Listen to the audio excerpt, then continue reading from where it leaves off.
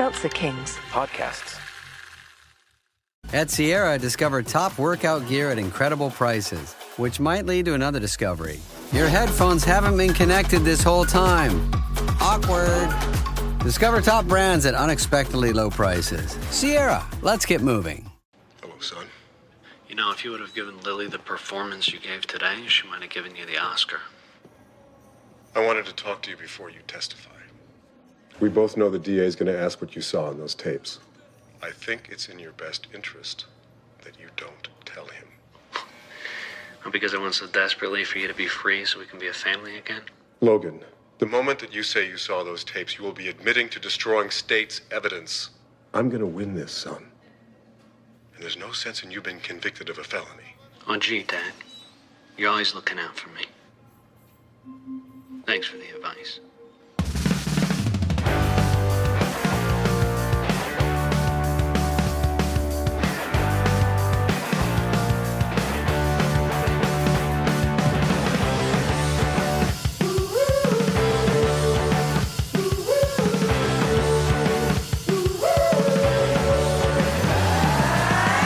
Hey, what's up, everybody out there in podcast listening land?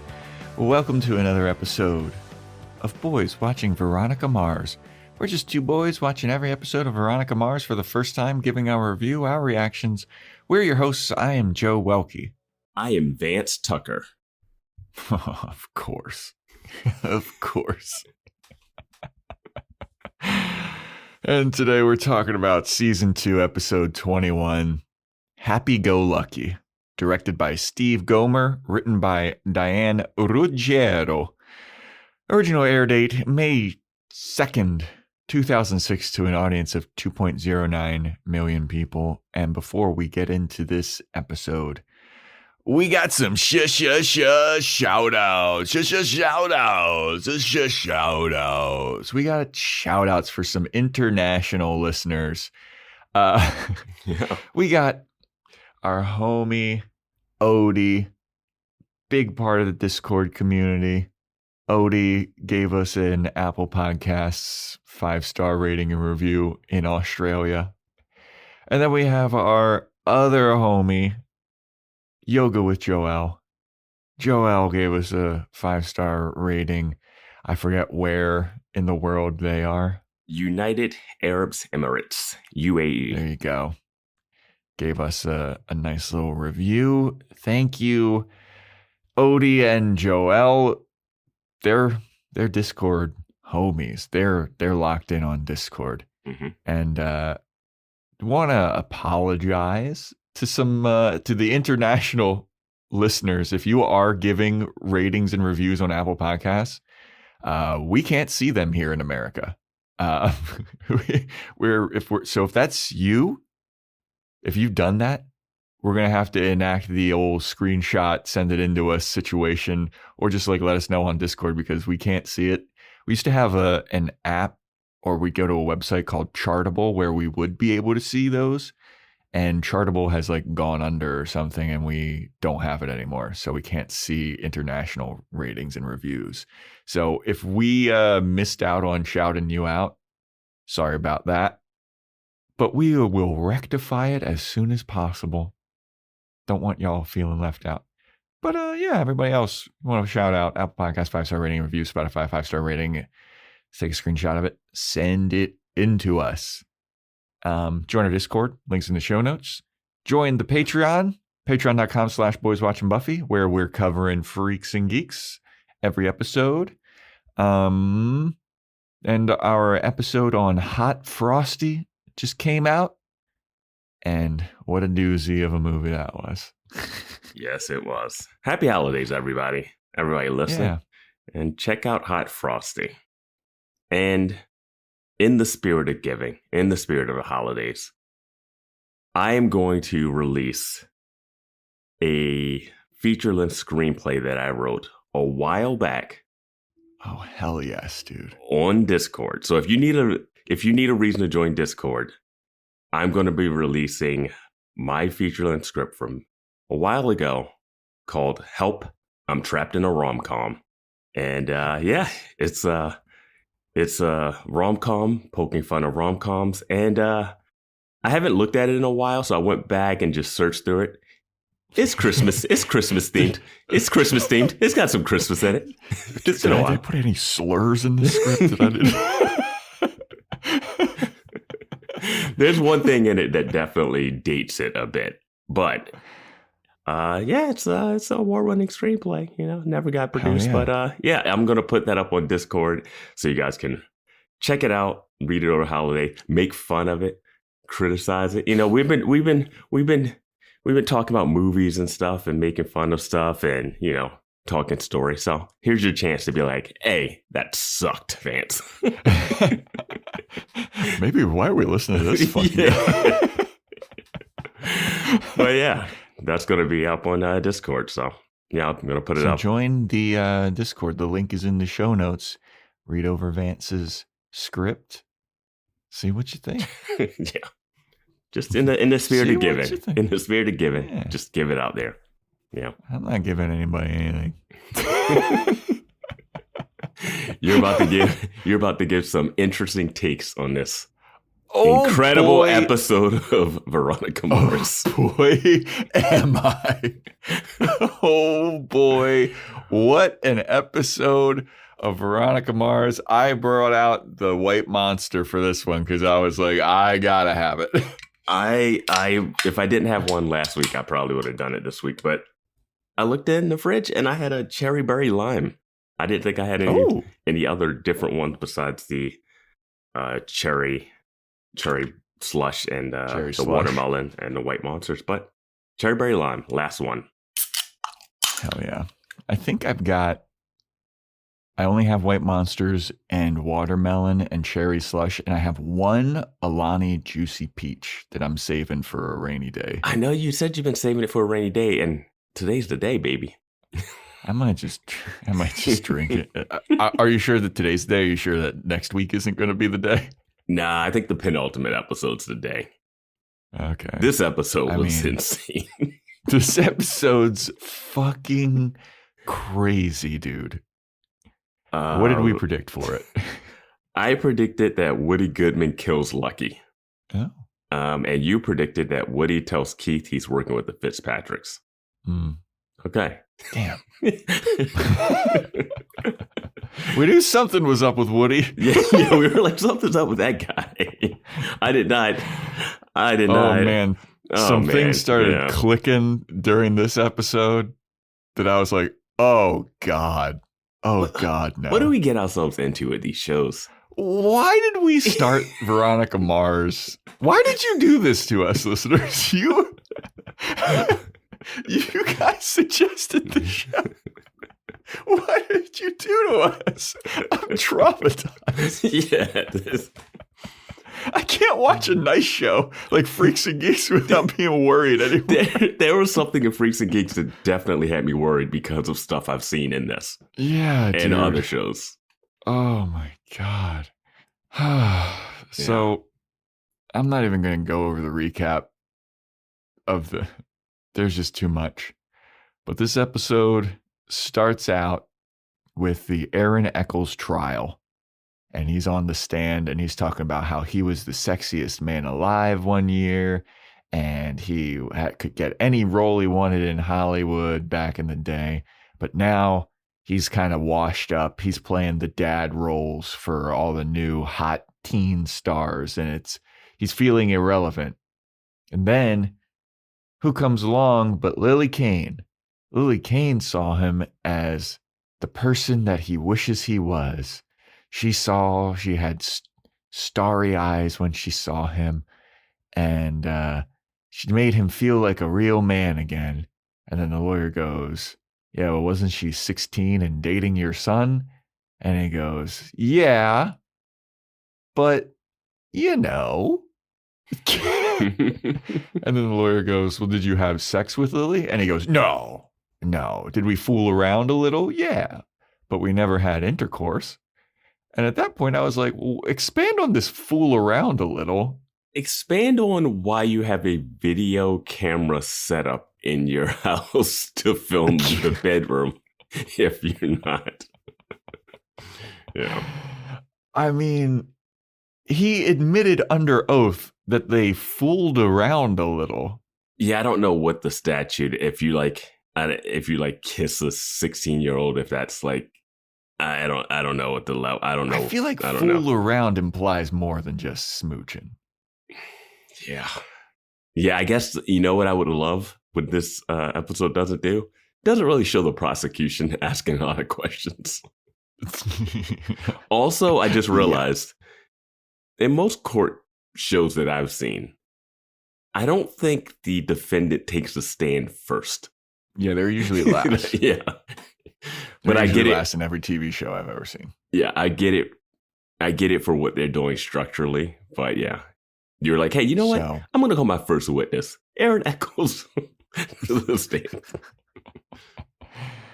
So then he talks about what happened and how Lily was killed. He said that he ended their relationship the day that she was killed. He was like, I'm all about you, Lily, but I just can't do this. I can't keep doing this anymore.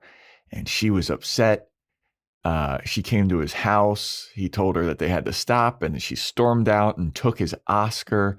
And he found out that she took his Oscar, and he was all pissed about it. So he went to her house to get the Oscar back, and she wouldn't give it back. And she was all upset and yelling at him. She threw an ashtray at him. And then Duncan Kane came out, and he was enraged seeing them fighting. And Aaron was like, hey, I'm out of here. Okay. Y'all can fight amongst yourselves. This shit got nothing to do with me, except it's got everything to do with him. But he's like, I was going to leave. And that was the last time that he saw Lily Kane alive, with an enraged Duncan Kane. Yeah, planning that reasonable doubt. Yep. So he came to get his Oscar. A teenage boy came out who's younger than Lily, started yelling at this full-grown adult. And he was like, you know what? This is enough. I don't want my Oscar. Yeah. You don't need that Oscar that bad. And you weren't concerned that Duncan would tell the dad that you were hooking up with him. None of that. And then you didn't asking questions or anything. No. And then you, the friend of Duncan Kane, did not tell Duncan, or not Duncan Kane, but Kane. Jake Kane did not go to the police or anything to say, hey, I think this is what happened. This is what killed this girl. Mm-hmm. You know, if this episode was just the courtroom stuff, we could really dive deep into it. But yeah, I get what they're going for. I do have the question of why is there blood on the Oscar? If this is planted. Well, didn't they say that like Duncan's the one that hit her in the head with the Oscar? Yeah, but they had to bury that and plant that and get the hair and stuff. But how did the blood of Lily get on that Oscar statue if they planted it? Yeah, like after the fact. Yeah, after the fact. Where'd they get Lily's blood? Yeah. Yeah. So maybe he's telling the truth.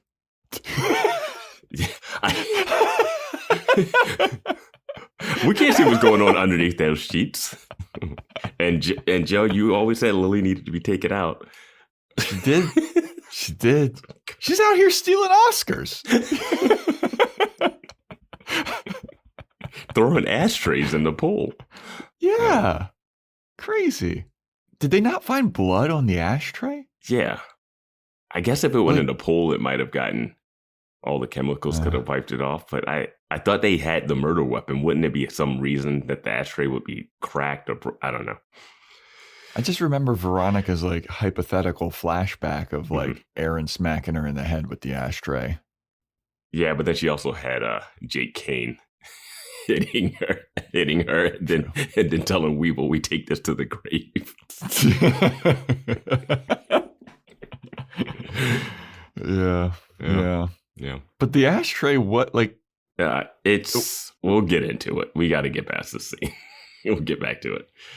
So then we go to Veronica, and she's walking out with Keith. She's walking out of the courtroom, and she's upset that Aaron lied under oath. She's like, I guess if you're an 09er, you can just lie under oath. And Keith is like, doesn't matter.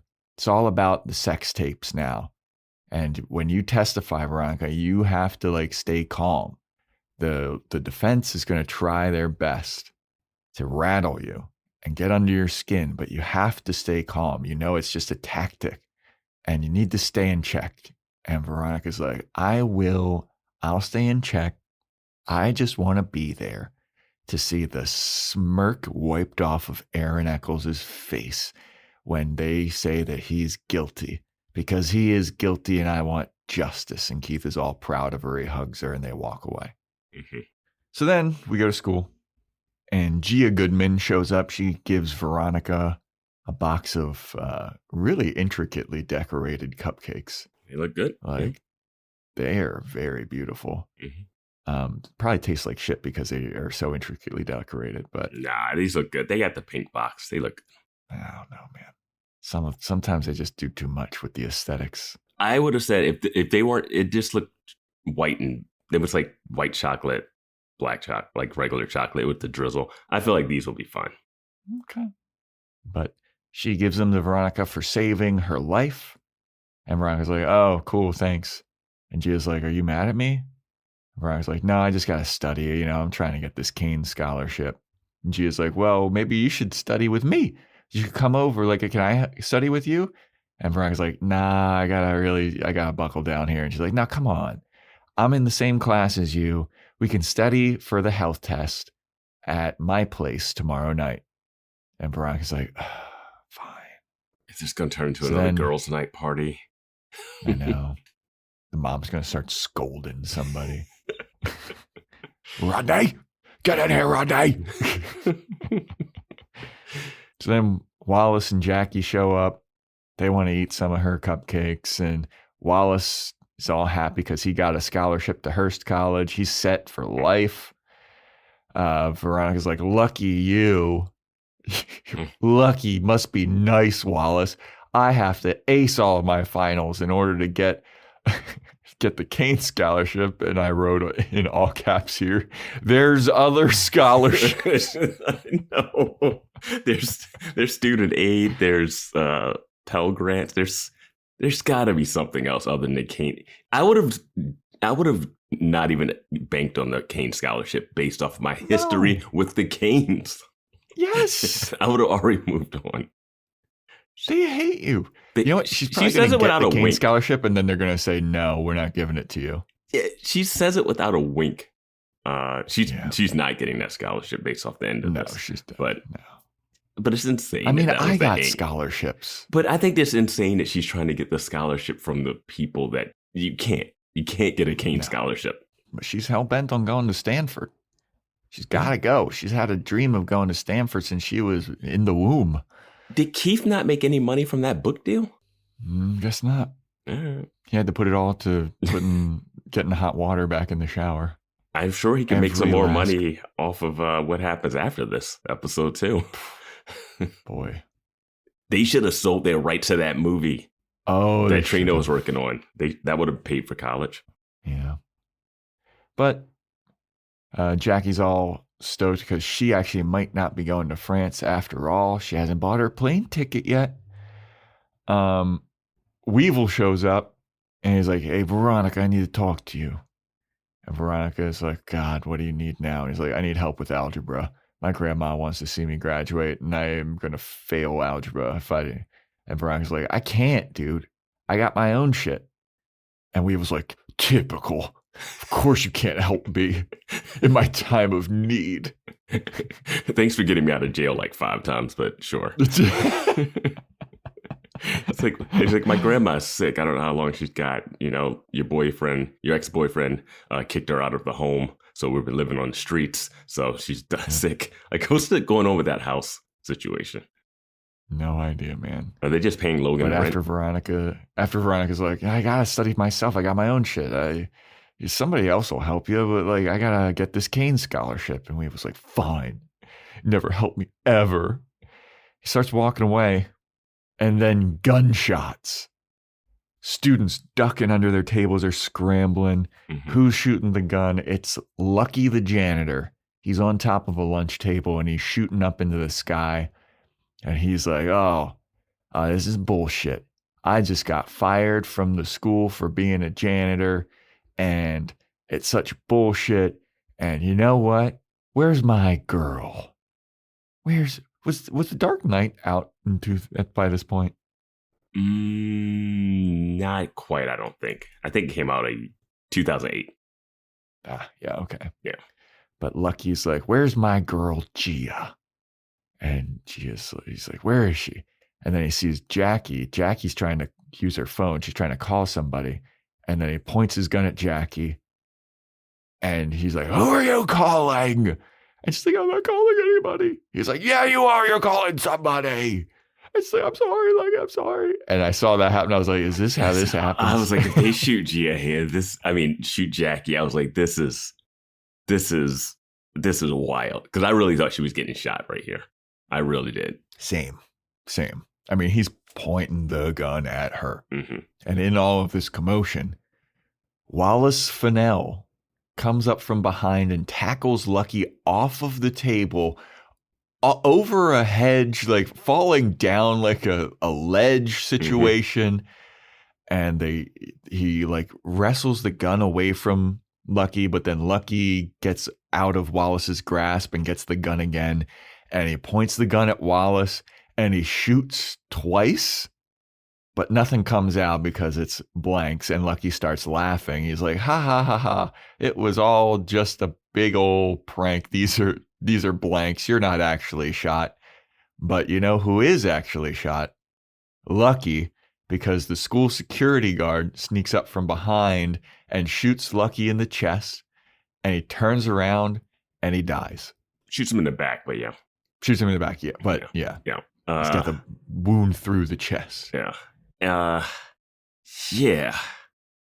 I didn't know, like, the guard has a gun. I didn't even know they had guards with guns at this school. I mean, but yeah, this is yeah, the school should have a lot more security. But yeah. This is the opening of the episode, and it is just wild. Dude, you just see Lucky's lifeless body. Yeah. And then a long time ago, we used to be friends. Now, to unpack this, Wallace has to have thought that he was going to die. Mm-hmm. I don't like that Wallace, I guess, not being able to beat up an ex-military guy that's a couple years older than him. Fine. Yeah. I would have loved other people to try to scramble once the gun was down. Like, I know, like, if the gun's down, that's when, like, everyone needs to just pile on. And they're just watching it. Like, Jackie, Gia, Veronica are about to watch Wallace get murdered, executed in cold blood, point blank range. Yeah. This should be the whole episode. No, Vince, it's Veronica Mars. The rest of the episode should be Wallace talking to the counselor, his mom coming to the school, like school being closed and being investigated for the rest of the year. They canceled prom because some kids got drunk. I think of false flag shooting at the school with like a week left to go is enough to be like, let's just take exams separately and call it a day. I mean, Wallace should also be getting a parade. Like, he should be hailed as a hero or something. Like, no kudos. He gets kudos off screen, basically. Yeah. And in the last couple episodes, we've had Keith and Wallace, the good guys of the show, have guns pointed at them and fired. And lucky for them, no bullets have come out of the end of those barrels. But they should be kind of traumatized. Oh, yeah. Yeah. Like, this should not be, Wallace shouldn't be skipping around after this. This should be... He really is skipping around after this, dude. I'm sorry. This is... Yeah, that's a lot. That's a lot. He's got to be a little bit jumpier after this happens, because this is...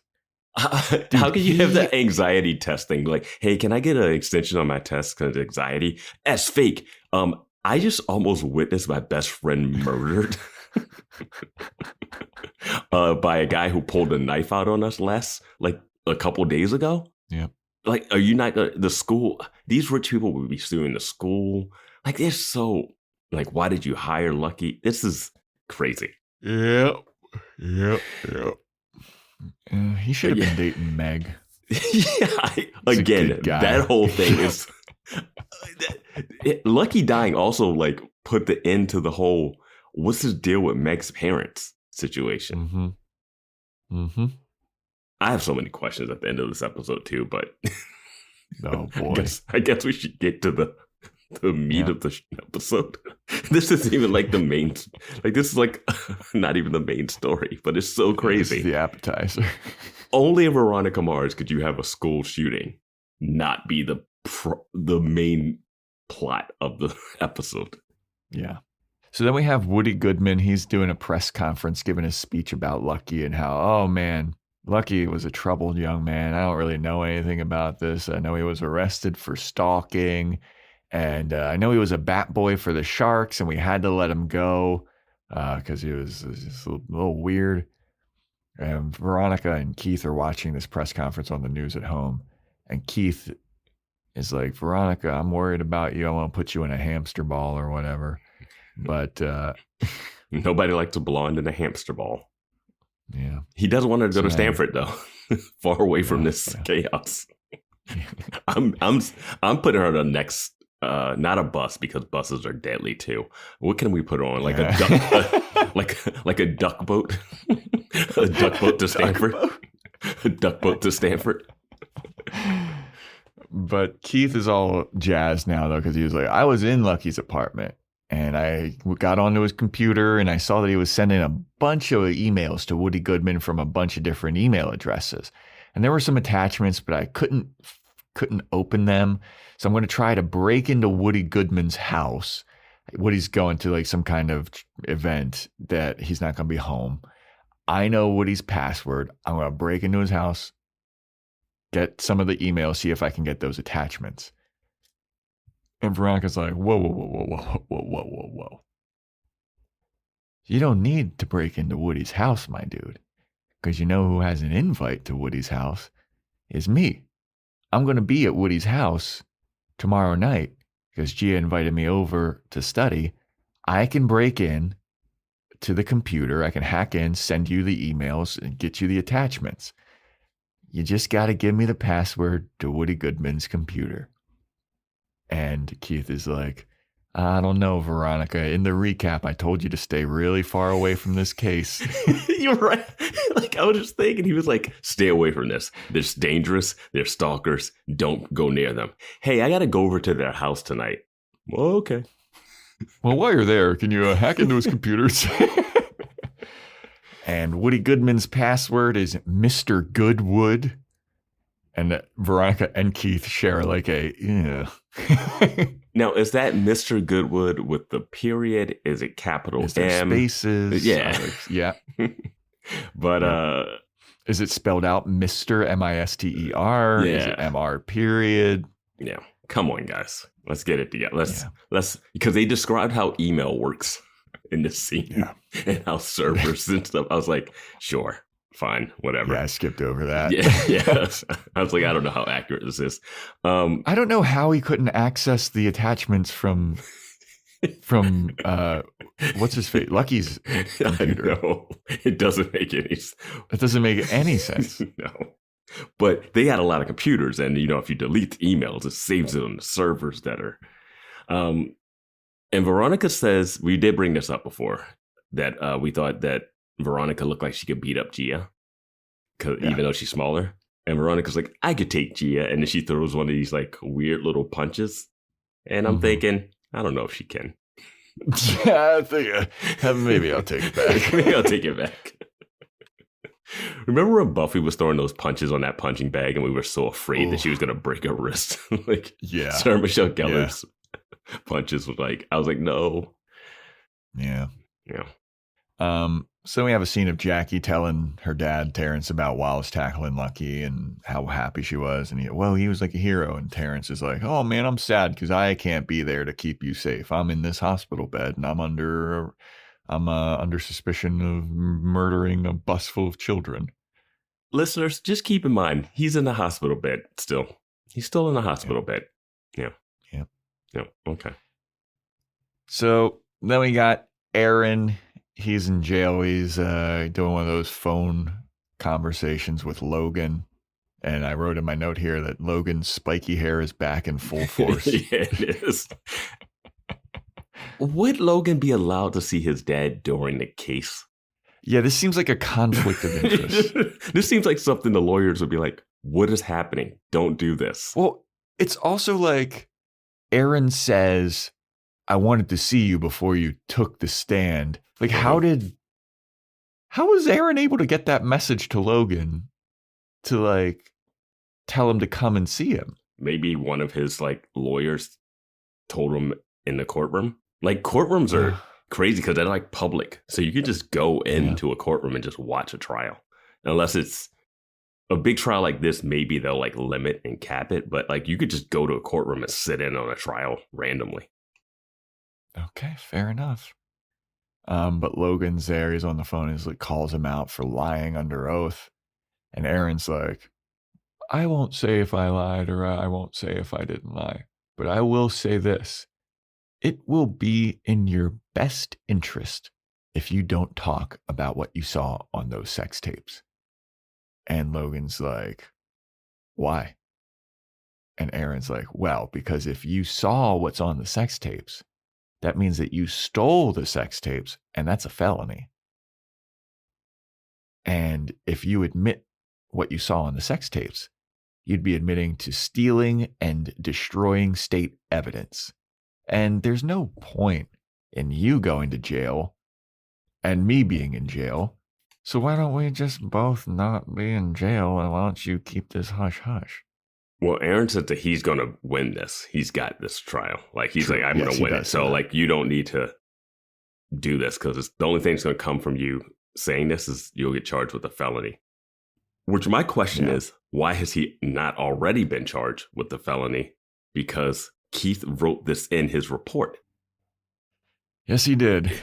Yes, he did. Leo and Logan should both be in jail. Yeah.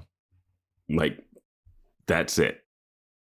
And if I'm the prosecutor, I'm saying that Aaron Echolls had Logan, his son, steal the tapes in cahoots with Leo in order to hide evidence. I am throwing Logan under the bus to get Aaron into jail. Like, I'm not using him as a credible witness. I'm not using a guy who was earlier this year convicted for murder also as my star witness. Logan wasn't convicted.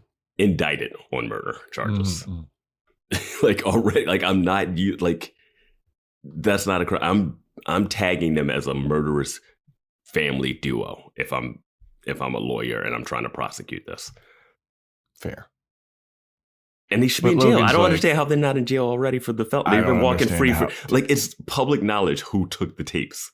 The prosecutor is run by the district attorney office. Yeah. They would be like, where are our main key evidence? Who took it? No way. It's no way. It's no way. Yeah, I don't understand. But Logan's basically like, I'm going to say what I saw on those tapes, and walks away. Mm-hmm. And Aaron's like, you son of a bitch. See you at Thanksgiving.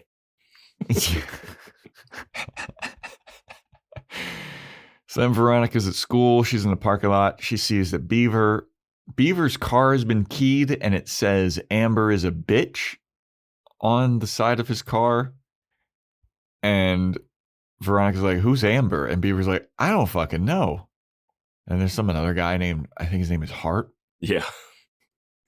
And he's like, hey, what's up, Veronica? And Veronica's like, hey, you? And he's like, don't you remember me? And then he does a lock his lips key thing where he's like, I won't tell anyone. Yeah. I don't know what that's about. I think the internet also doesn't know what it's about. Because the kid looked familiar, so I tried to figure out if I knew the actor. I didn't see if he's in more episodes or not, and he doesn't have a ton of credits. But the one thing I saw when I was like Googling is that they were like, the heart thing, did we ever find out? And I like stopped looking. Yeah. Yeah. And yeah, because like Beaver's theory here is that like his car got like Amber or whoever keyed this car, like were trying to key a different car and they just was a mix up. And I'm just like, what the hell is happening in this scene? Like, I have no clue. Why is school in session at all? Like, school should not be happening right now. This is there's a shooting there. Yeah, a lot of kids just witness a guy get murdered.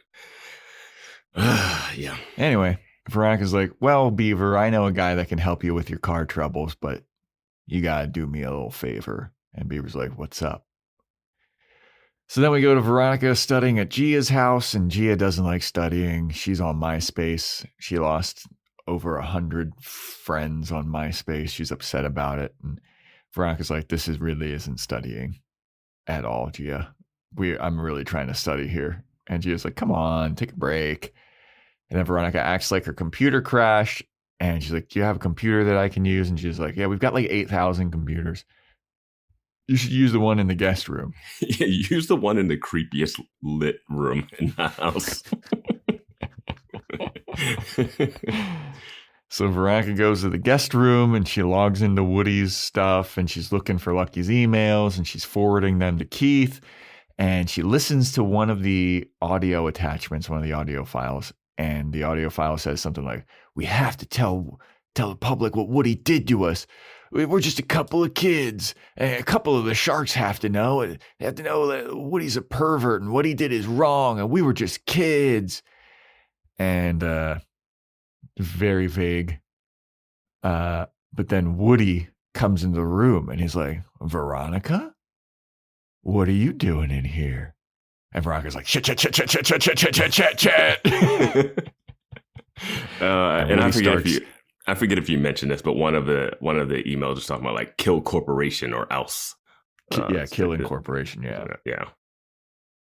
And Woody starts menacingly walking towards Veronica. She's like, click, trying to exit out of the email, and she does.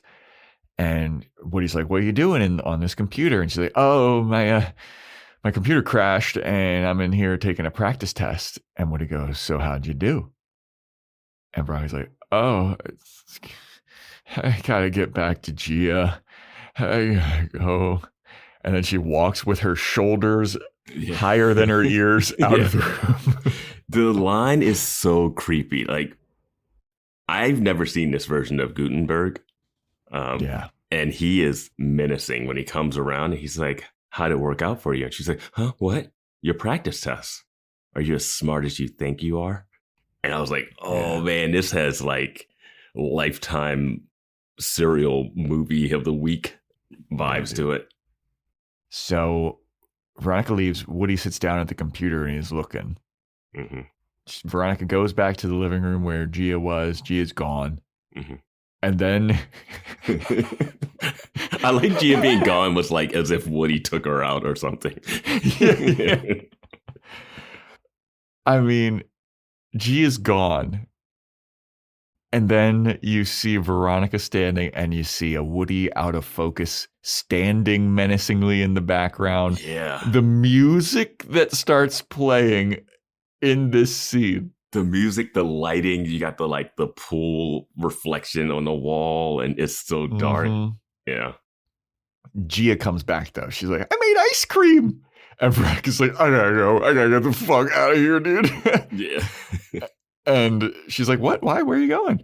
She's like, I'm sorry. I got headaches. I'm going to leave. And then Veronica leaves and Woody's just standing there. He's staring. He watches Veronica leave. He's all arms crossed like, He's like, staring at that computer will do that. Staring at computer screens will do that. And she's like,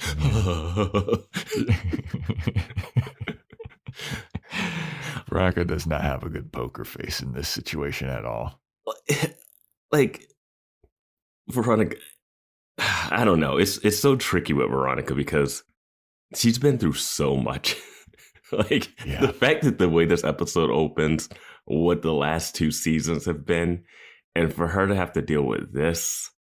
Yeah. I was also reminded of the babysitter incident based off of watching Freaks and Geeks. And at times she was investigating what was going on with the kid in the wall. Mm-hmm. And she was babysitting that one family, and that one kid drew a weird picture of her, and the dad hit on her. This town, man. Yeah. So Veronica comes home. She's with Keith. They're analyzing the emails from Lucky, and they keep replaying the audio. Hey, we have to tell him what he did to us. There's 3 of us, but Keith is like, there's gaps in this audio. I think that somebody edited out another speaker. And then Keith, he said he's been doing his own research into Lucky's emails. And he hasn't found anything about being molested or anything, just ramblings about war and the life of a soldier. It's hard to make sense of them. But Veronica, you gotta go to bed. You got a big day tomorrow. Big day for you tomorrow. Don't worry yourself with this murder case. Let's talk about your friend being murdered last year. Or 2 years ago, whenever it was, yeah. God. So Veronica, she takes the stand at the Aaron Echolls trial. And I would say instead of studying that night, the prosecution would, I know they mentioned like, do you need to go over with the prosecution again? I think the prosecution will be again drilling into her what the cross-examination is going to be like, what to expect. Mm-hmm. This is a big case. Yeah. First question she gets asked, hey, do you find wealth and fame attractive? And Veronica's like, I don't know. Why? And the lawyer's like, well, because... I was in the shower thinking I'm the heiress at one point. Well, because you've dated a couple guys. And you dated Duncan Kane, who's the son of a billionaire. You dated Logan Echolls, who's the son of a multimillionaire, famous actor. They were rich. And I also am curious as to why you propositioned Aaron Echolls when you saw the tapes of them, of him naked kissing Lilly Kane or whatever.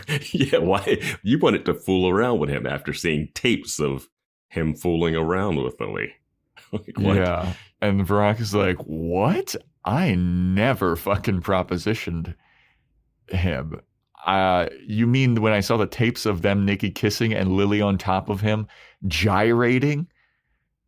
And the lawyer says, well, you told my client, Aaron Echolls, that you had the tapes and you'd give them back, but he had to earn them.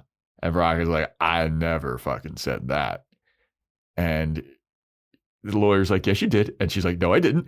And he's like, yes, you did. And she's like, well, I didn't proposition him at all. He hid in the backseat of my car.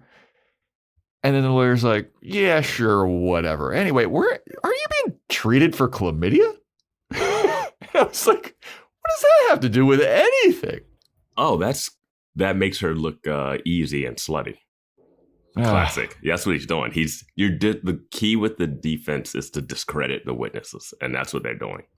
So he's like, aren't you being treated for chlamydia? The prosecution objects. The judge like fiddles with her chin, and she's like, I'll allow it. Yeah, and I was like, what? He says STD because it's relevant if he's going to claim that she's using to paint the story that he's painting, that she's just like trying to go after fame and celebrity. And what's the next step? The higher up, like this guy. And then having her have an STD, which he says, makes it even more so that she's like, she's fast and easy or whatever. Yeah. Then Veronica goes, I completed the treatment. So this is why the STD thing came about. I still don't know. Did Duncan give it to her? I don't know. I thought that they were going to claim that Aaron gave it to her. Well, no, because then he would have to go to jail for having sex with. Well, she would have been still underage then when he had sex with her. Yeah. So I don't think they want to say that he had sex with any underage kid. They're not going to admit that on trial. But was she 18 last year though? Later, or like she wasn't 18 when Leo started dating her. Oh, wait, when did she turn 18? Was that this season? Did she turn 18 this season? Wasn't she under it? When did she turn 18? I don't know. Regardless, that's not what they're going for, but not a good look. Yeah. But the STD thing came out of left field last episode. Yeah. And I just thought about this. Where's Jake Kane? Where's Celeste? This is your daughter's murder trial. They're in Aspen, trying to forget. I mean, I get it production-wise, getting the actors back and stuff like that. But, yeah, right? Yeah, that is a good point. It's crazy. So in the hallway, after Veronica's off the stand, Keith is like, hey, Veronica, are you okay? And she's like, yeah, I'm fine. He's like, no, but for real, are you all right? She's like, yeah, it's weird. It's fucked up. And so Keith grabs her. They start walking down the hall. And then I don't know what the fuck acting choice. You can kick this motherfucker to the moon. I don't know what the fuck is going on with Lamb right here.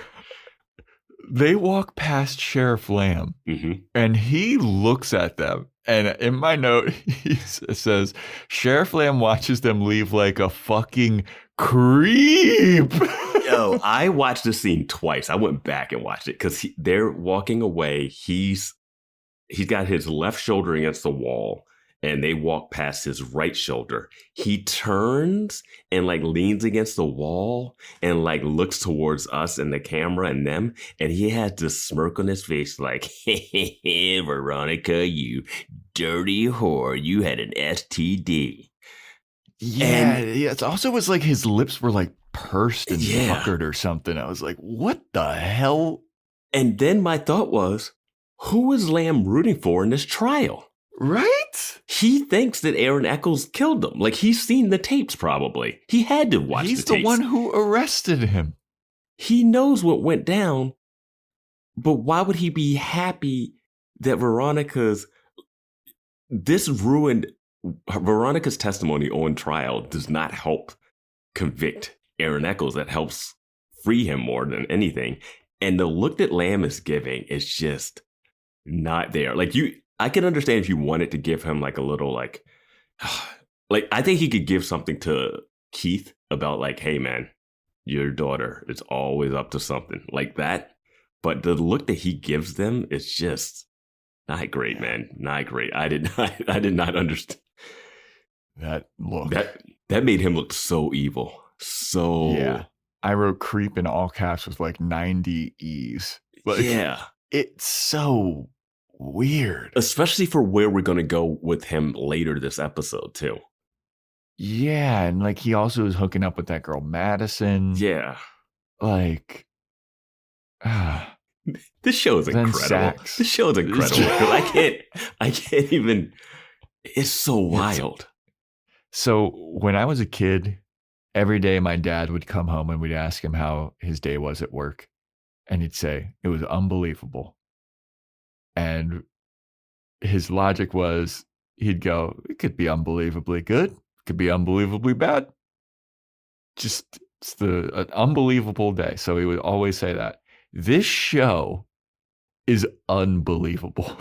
Absolutely. Absolutely. I would never imagine that this is where we would be watching the show. Imagine from the poster, trying to describe just this episode to someone. And we're not even halfway through this episode. We're 48 minutes into this. And there's about 3 of these episodes every season that are just bonkers. Yeah. Hi there, podcast lover. If you have a dark sense of humor and like your true crime stories paired with a glass of wine, then you need to check out our true crime comedy podcast, Wine and Crime, hosted by 2 Minnesotan childhood besties, me, Amanda. And me, Lucy. Each week we dive into a bizarre true crime topic, pair that topic with a wine, and get into all the dirty details. Wine and Crime is dark, fun, feminist, and perfect for satisfying your morbid curiosities with a healthy dose of humor. Join us as we chug wine, chat true crime, and unleash our worst Minnesotan accents. Check us out at wineandcrimepodcast.com and listen now wherever you get your podcasts. Close your eyes, exhale, feel your body relax, and let go of whatever you're carrying today. Well, I'm letting go of the worry that I wouldn't get my new contacts in time for this class. I got them delivered free from 1-800-CONTACTS. Oh my gosh, they're so fast. And breathe. Oh, sorry. I almost couldn't breathe when I saw the discount they gave me on my first order. Oh, sorry. Namaste. Visit 1-800-CONTACTS.com today to save on your first order. 1-800-CONTACTS. Kraft Mac and Cheese is the best thing ever. It's even better than pop music. You look just as natural enjoying us at age 13 as you do 55. Kraft Mac and Cheese. Best thing ever. So then Sax shows up and he's like, hey, Judge wants to see you. So Lamb goes into this judge's chambers and the judge is like, hey, my esteemed colleague and guest here, Mr. Lobo, he's here. He says that Terrence Cook couldn't have been the guy that triggered the bus crash because he was with Mr. Lobo. Mr. Lobo's like, I was checking my appointment calendar and I saw that I had met with Terrence Cook the day of the bus crash, so it couldn't have been him. And my CFO and my attorney were also at this meeting, and they can be there and stand as witnesses and confirm Terrence Cook's alibi. So it wasn't him. And Lamb is all sad. And the judge looks at Lamb like, you're a fucking idiot, Lamb. Lamb is all sad that he can't convict this baseball player that he was for blowing up a bus that he most likely didn't. Yeah. He's all sad that he can't convict the wrong guy. And when this happened, I was like, this is happening right after what we just witnessed on the witness stand in the Aaron Echolls. There's a lot. Yeah. That bus bombing that he originally thought was a drunk driving crash, and they used that information to discredit Keith and win the sheriff race. Yeah, before I forget the bus bombing that's not it. The cellmate that stole Cliff's, Aaron Echolls' cellmate that stole Cliff's briefcase that had Logan's information in it. Mm-hmm. Just want to bring that up because I guess that'll play in next episode or never. Never can tell with Veronica Mars. So Beaver's helping Weevil study. Weevil doesn't know shit, and he's frustrated.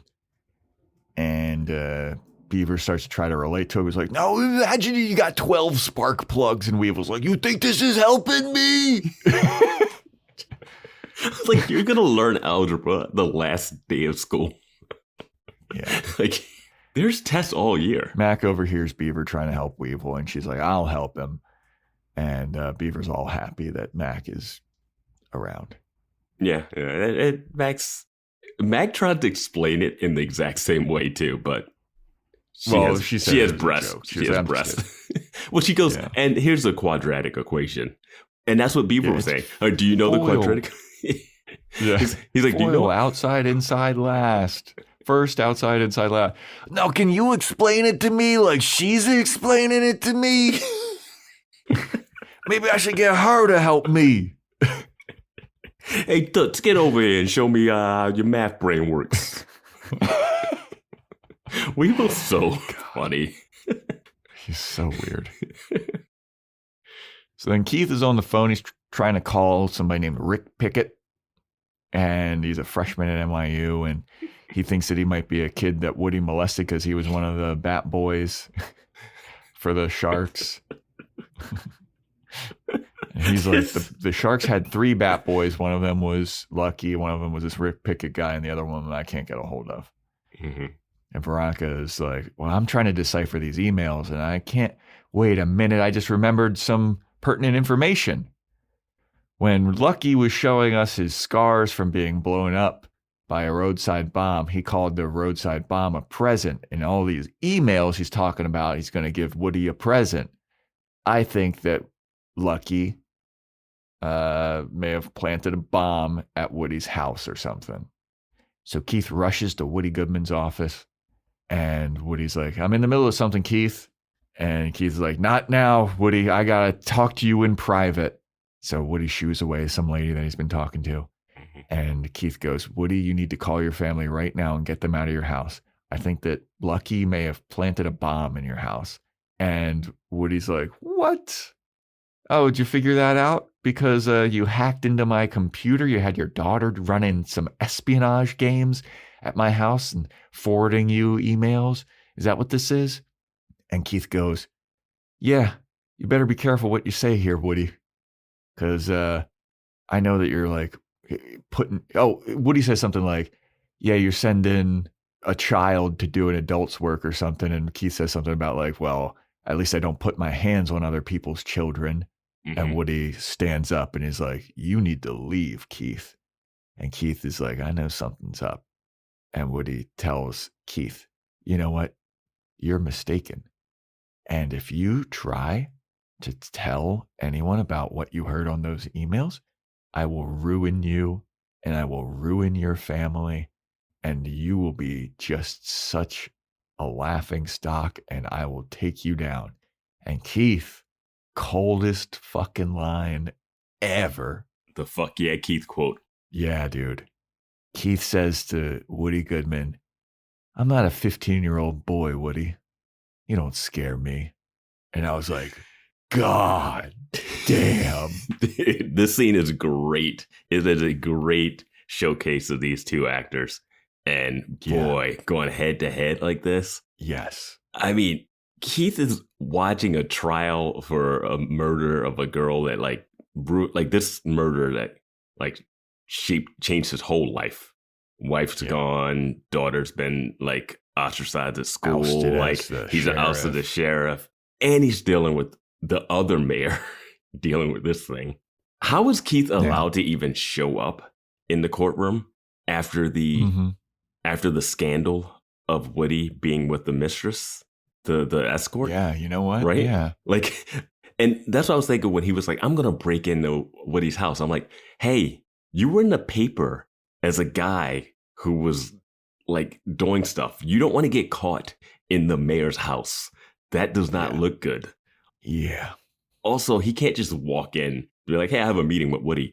Oh, you two who are hiding mistresses' bodies and he's using funds. Like, how is that not an issue? That public fund thing, he's giving a press conference about like, hey, Lucky was a damaged guy. No one asked like, hey, what's going on with you and your infidelity and all that stuff? Like that's such a big thing that would be talked about. Like, people were invading the school to find out about the school bus crash. Reporters were pretending to be students, like had never been kissed or something. And I was just like, why? What? Yeah. I mean, I also like think back to like Keith was talking about how he was going to break into Woody's house because Woody was going to be out for the night. But then Woody wasn't out. Woody was at home and he saw Veronica. Yeah, he didn't even come home dressed. Yo, that's crazy. He wasn't even dressed in like a suit or anything like he would have been out. He was dressed in like, I'm at home. He was in like a long sleeve polo shirt and some khakis. Like it didn't seem like he was out. No. Yeah, I didn't even think about that. So it's a good thing Keith didn't break in because he would have been fucking caught by Woody Goodman and his fucking loafers. Also, he said Woody was going to be gone, but they have 2 kids. Yeah. Like, you think he was taking the kids and Gia? Like, is Gia going to find Keith rummaging around on the computer? What was that plan, Keith? That's so dumb. That plan didn't make any sense. Yeah. But this scene was great. This scene was great. But then it clicked. It clicked for me. As soon as Keith said, I'm not a 15-year-old boy, Woody, you don't scare me. That weightlifting scene with Logan, when he said, I'm not a 15-year-old boy, Woody, you don't scare me, I immediately went back to like, oh no. I mean, I thought about that soon as we started hearing the tapes about the molestation. Yeah. But he also, I mean, again, these people can be sexual deviants where he's molesting boys and also sleeping with his like escort or whatever too. So yeah. They just really decided Woody's just awful in the last 2 episodes. They were just like, yeah, let's just make him bad. Yeah. I mean, they were building to it. I mean, not to say that it's random, like they were building towards it, but it's like now he's always real been noticeable. Suspicious in it. Yeah. And he's always been like weird and you're looking at him like, why are you talking? But now like Keith has like walked in with like possibly a dead hooker, quote unquote, like in the motel, and now in this tape. Yeah. So then we have Wallace. He's coming to Jackie's house. They got dinner, and who else is there? Terrence Cook, he's home. They let him out and he's a free man. There was a witness that came forward and verified that he wasn't the cause of the bus crash. And Jackie's, yay, daddy, you're home, daddy. I don't know if you've ever been like accused of murder, mass murder, killing a bunch of kids. But when someone frees you after being shot, it heals your bullet wounds. You just get straight up out of the hospital bed. You're walking and you're fine. I mean, I was, like it was like 2 or 3 years ago, I was accused of killing a busload of kids. And I remember that specifically happening to me. Like, was fine. Once you're a free man, it heals all your wounds. He has been in a hospital bed in like a hospital gown. That if he was already healed, he would have just been transferred to a prison. They wouldn't have kept him in the hospital. Like he's free and now he's like street clothes back home, like walking around. Later in the scene, he's drinking a glass of wine. I'm like, wait, you were bedridden. Like, why was she having... wanted to put on his nice white Miami suit. that scene. We'll talk about that. But yeah, I was just like, Terrence Cook, I thought you were still injured from being shot like a little while ago. Yeah. Also, wouldn't he still be going to prison for breaking into the house? There would still be some charges. I don't think you probably go straight to prison for that. I think you would be, like there'd still be something going on. He still have some legal stuff to deal with for that. And I mean, there'd be still some stuff. And also, it just came out that he was a cheater. So he should be smiles for this, but he's been so concerned about his Hall of Fame status that gets kind of swept under the rug here. I mean, it gets brought up, but it's not like he doesn't seem to be worried about that anymore. No, he's fine. But Jackie's all happy, and Wallace is like, all right, well, I'm going to let you guys catch up. I'm going to leave. And Jackie's like, nah, don't leave. He's like, I'm going to grab this bottle of lube and leave. But then the doorbell rings, and they go answer the door. It's Mr. Lobo. And Terrence is like, why don't you tell your daughter to go out and get some ice cream or something? No, he doesn't even realize it's his daughter. He's like, oh, look at you back on your feet, and you already got a pretty young thing. He's like, that's my daughter. And then he says, tell him to run along and get some ice cream. And Wallace and Jack are like, okay, we're going to go make dinner. And Lobo goes, well, Mr. Cook, you're a free man now, and guess who you owe for that? And Terrence is like, oh, shit. You're the witness? Because remember, in the flashback, in the recap of the top of this episode, Keith tells Mr. Lobo, hey, it's going to be hard to get your money back from a guy that's in jail. So Lobo's like, okay. So, well, I was just going to kill him, but yeah, you bring up another point too. Yeah, I'm going to make him an indentured servant, actually. I do like in this scene, Mr. Lobo goes like, yeah, I lied about knowing where you were, which I don't understand that part of it. Because didn't Keith find out that he was at the casino? Yeah, he was. And he was meeting with Mr. Lobo. Mr. Lobo. Is that why he didn't want to say anything? And then why There's like a 4-minute gap in the camera footage. Yeah, but then it was like you couldn't make a phone call from down there. But now Lobo's like, yeah, I lied about knowing where you were. But I don't... Weren't they together? Were they together? I thought they were together. What if Terrence Cook did blow up the bus? Terrence is like, look, I'll pay you. I'll pay you, but I just got to get back on my feet. And Lobo's like, oh, you're going to be back on your feet. You're going to be on your feet at the casino. You're going to be working and glad-handing every fucking dipshit that walks in here. And maybe after, I don't know, a decade or so, you'll be able to pay me back. Here's my question. What is the point of having the disgraced guy who... why is he going to help your casino? Walking in? Dude. I just don't... I don't know. I mean, I'm thinking if Rafael Palmeiro was a famous reference. Famous steroid user, played for the Orioles, played for the Cleveland, name redacted. He was famous. I feel like if he was at a casino, some people would go to it. Yeah, I could see like Barry Bonds or something like that. But I feel like this guy was shot sneaking into a house of a teacher who died in a bus crash that he was blamed for exploding. And it just came out that, guess what? You know, the only time your team had a chance to ever win a championship, he threw the game. Yeah. You want to shake his hand as you go in before you go gamble? I'm going to the casino anyway. I'm not going to the casino to see him. I am going in. There's not like a 1-to-1. I mean, I guess Pete Rose, he was like, people say that but people like Pete Rose. He's on TV. But Pete Rose was betting. Pete Rose was betting as a manager, like not like not admittedly throwing a game in the championship, in the World Series or whatever. Yeah. This would not be as enticing, I think. Yeah. And this guy doesn't offer, like, if he was going to be like, I want you to go around and you're going to make runs for me. You're going to do this kind of stuff. You're going to be like, that, but like glad handing. Yeah. And also, that's all you got to do. That's not even a bad job. Mr. Lobo's going to have Terrence Cook in the dunk tank. Daddy, you're all wet. My mom bet on that game.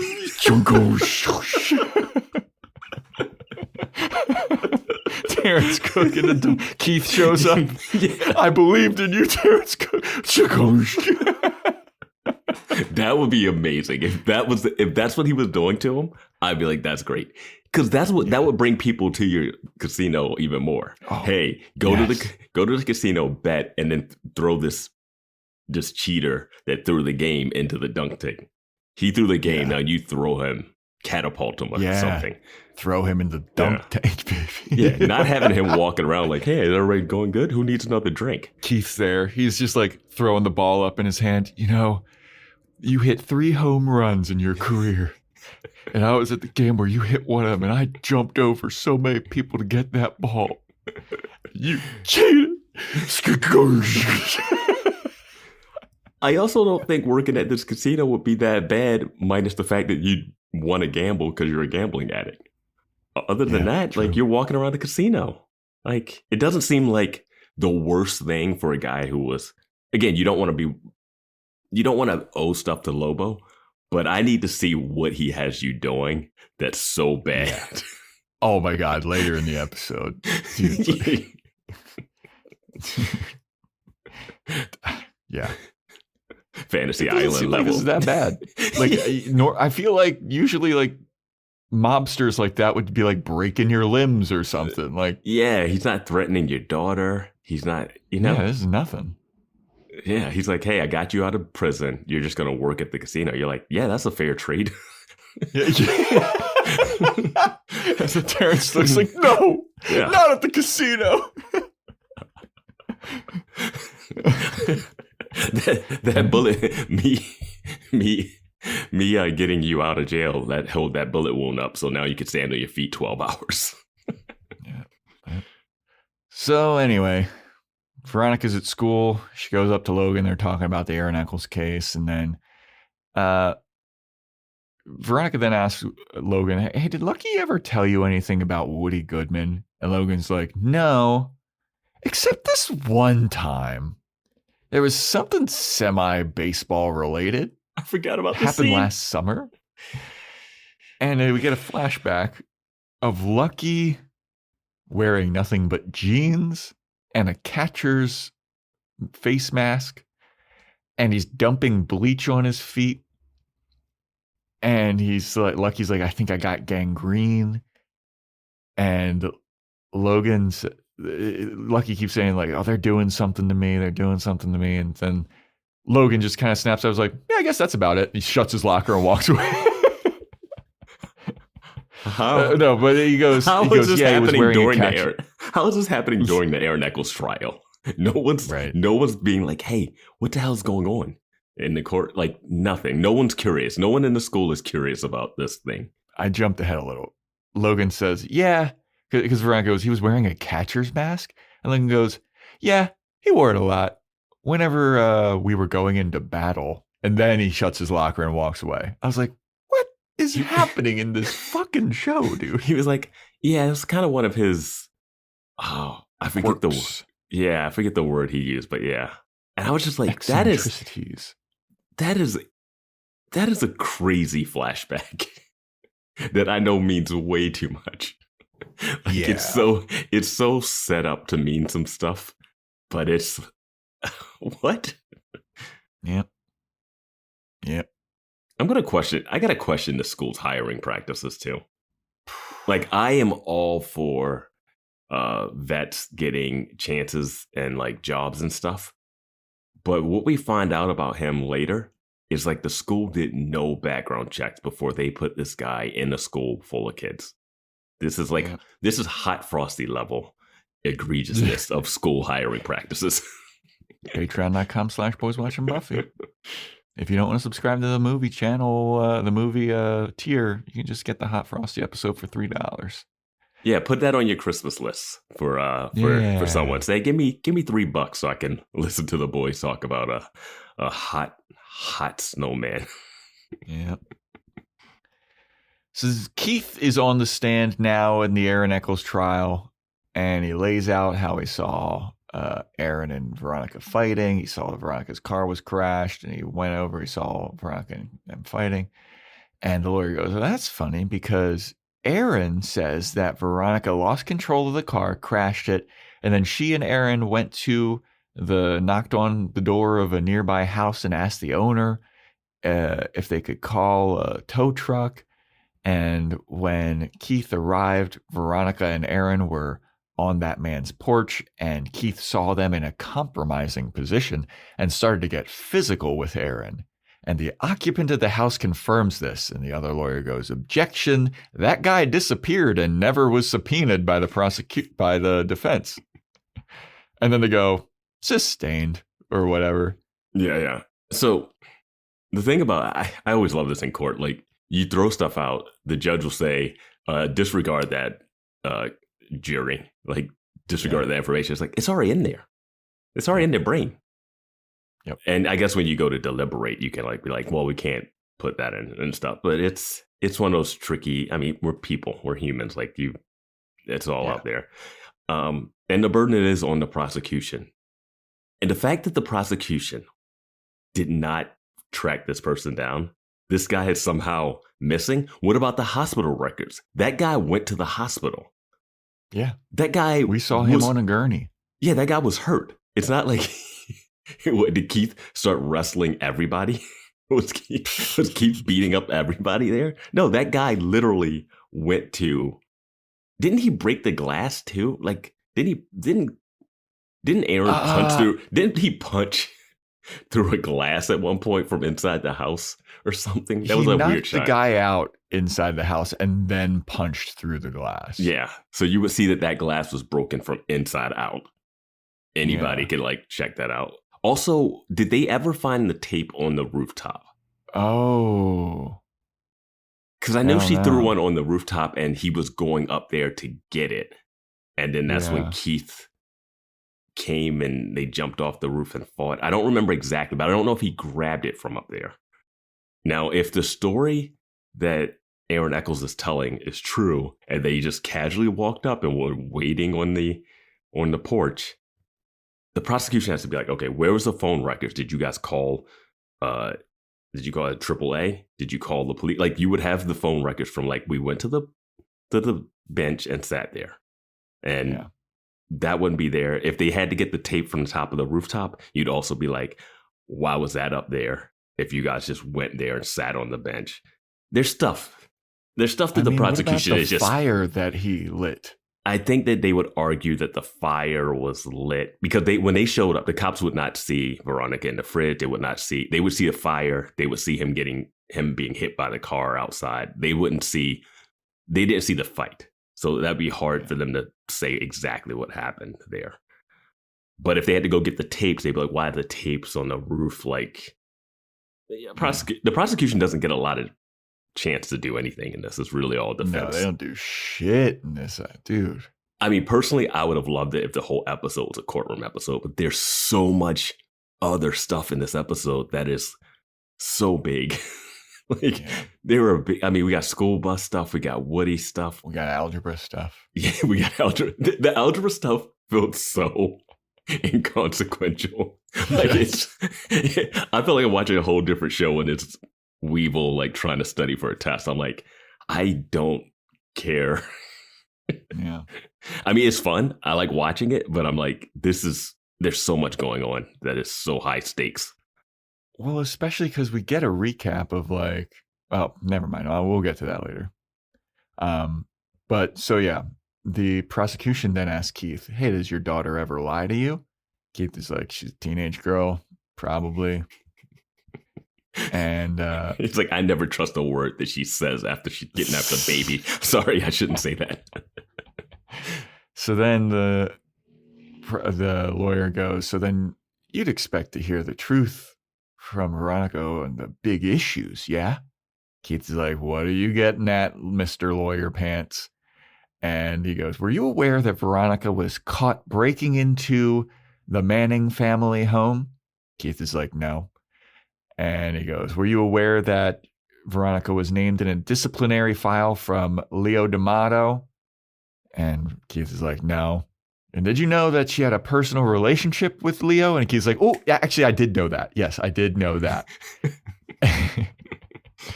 And did you know that, according to your report, Logan Echolls, one of Veronica's boyfriends, stole the tapes, the sex tapes on the Aaron Echolls trial due to the negligence of Leo D'Amato. And so I think that your daughter manipulated Leo and Logan, and she manipulated this whole thing to get her boyfriends to destroy the tapes or something. Yeah, he does do that. He does lay that out. I would wonder to what end. Why would she have them destroy the tapes if her goal was to? I think they're trying to say that on the tapes that you couldn't see sex and that she was lying. They're painting Veronica that she lied about the aggressiveness of what's on the tapes, which the prosecution would have seen. Other people would have seen these tapes. Yes. It was time. It would have been seen. But they're trying to say that, yeah, but they can't. I mean, you could bring up other people. They could say what they saw, but which they should do. I mean, this is damning that.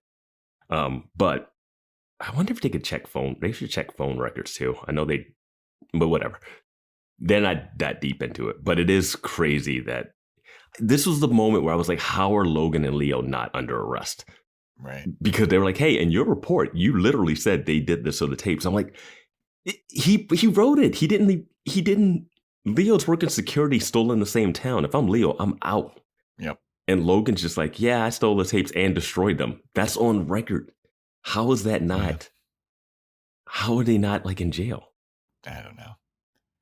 But after the lawyer lays out that Veronica is the mastermind behind this whole Aaron Echolls, we're going to try and take Aaron Echolls down. Keith grabs the lawyer's tie and yanks him towards him. And he goes, if you say another word about my daughter, I'll break all of your fingers off. And then he lets go of the lawyer. Bailiff comes over and they're like, hey. And the lawyer's like, no, I'm fine.